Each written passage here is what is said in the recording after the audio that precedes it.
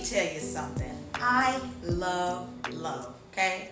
And I love the relationship that my grandparents had. The way she loved and catered to my grandfather, baby, that was second to none. I saw how she always was ready to take care of him, but not just him. It wasn't just him, it was the household also. She allowed him to be the man and she trusted him to handle business for the house. Now, true enough, Pops trusted her with the dealings in the home too. Now, I gotta be honest with you. At one point in time, I'm sure I was a whole blocker, okay?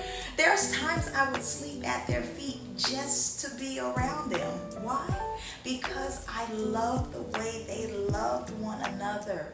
Their love was so strong and it was so unconditional.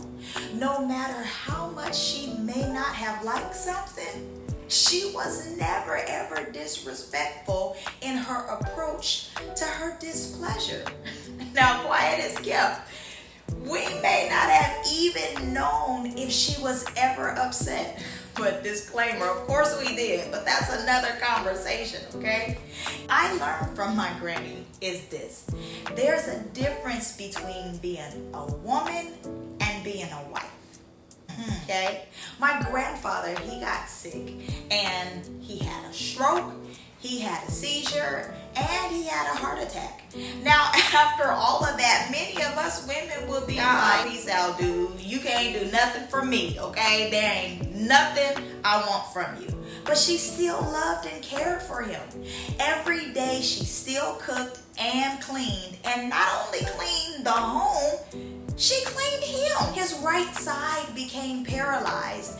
And when he couldn't feed himself, she showed her care and fed him. Now I learned the power of love, how it looks and how it feels.